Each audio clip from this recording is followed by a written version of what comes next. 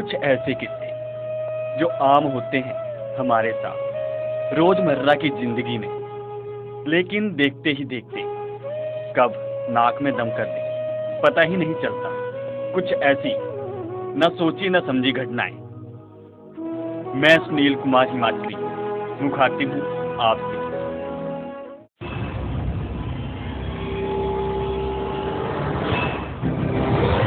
आप अपने बच्चे को घर से दूर भेजकर लाखों रुपए खर्च करके बढ़िया से बढ़िया कॉलेज में दाखिला करवाते हैं, इसलिए ताकि आपका बच्चा अच्छी शिक्षा प्राप्त कर सके, वहाँ सुरक्षित रह सके, अपनी जिंदगी संवार सके। लेकिन आपने क्या कभी सोचा कि आपका और आपके बच्चे का सपना कॉलेज में ही चकनाचूर हो सकता है, वो भी ऐसे कॉलेज में, ऐसे हॉस्टल में जहाँ पढ़ने और रहने के लिए आप लाखों रुपए सालाना चुकाते हैं। ऐसी ही सनसनी वाकया सामने आया है दिल्ली के नोएडा से सटे एक कॉलेज में।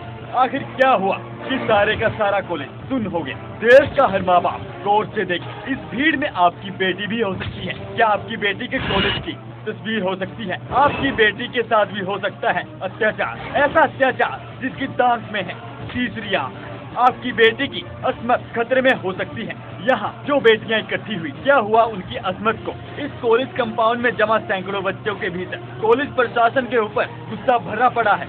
इस कॉलेज में कुछ ऐसा हुआ है जिसको लेकर कॉलेज के बच्चे सन हो गए हैं। इस कॉलेज में कुछ ऐसा हुआ जिसको लेकर कॉलेज से मैनेजमेंट तक के पसीने छूट गए। क्यों इन बच्चों के सवाल का जवाब नहीं दे पा रहा आज कॉलेज का प्रशासन? क्यों 17 साल पुराने विद्या मंदिर में तफ्तीश के लिए पहुंची पुलिस द्वारा बताई दी गई थी, उसी दिशा में पुलिस आगे कार्रवाई करेगी। क्या बन गया है मुद्दा? क्या हुआ ऐसा? इस कॉलेज के कंपाउंड में क्यों इकट्ठा होगी बेटियों की भीड़? अपनी बेटियों को माँ बाप जिस कॉलेज प्रशासन के भरोसे छोड़ गए थे, उन माँ बाप का भरोसा चकनाचूर हुआ। आखिर क्यों? 4000 से भी ज्यादा विद्यार्थियों वाले इस कॉलेज में बेटियों की असमत से खिलवाड़ हुआ है। क्या खिलवाड़ हुआ? आखिर क्यों अस्मत किस्सा बन गई बेटियों की? justice to be done. इस कॉलेज के लड़कियों के बाथरूम में पकड़े गए स्पाई कैट। कहाँ से आए ये स्पाई कैट? पता नहीं कब से लगा होगा और कितने रूम्स में लगा। अब सबसे बड़ा सवाल खड़ा हो गया, आखिरकार बाथरूम में कैसे पहुँचे ये स्पाई कैट जिससे अस्मत में आ गई हमारी लड़कियाँ? ये कोई देश की राजधानी में पहला वाक्य नहीं है। इससे पहले भी यहाँ लड़कियों की आबरू और उनकी अस्मत से खेला जा चुका है। इस कॉलेज में लड़कियों के हॉस्टल के बाथरूम से खुफिया कैमरे बरामद किए गए हैं। ये पूरा भांडाफोड़ तब हुआ जब हॉस्टल में रहने वाली लड़की ने कमरा नंबर 111 के बाथरूम में हिडन कैमरा देखा तो वह वही सुन की सुन रह गई।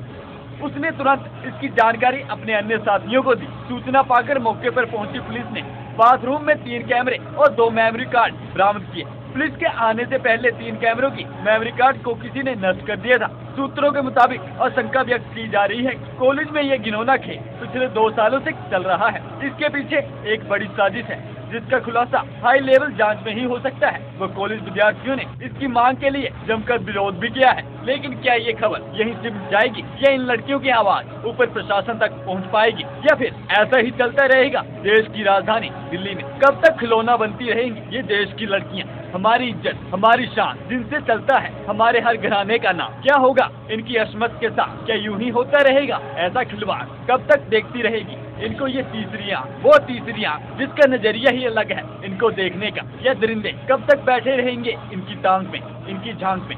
आखिर कब तक यूं ही चलता रहेगा ऐसा? आखिर कब तक?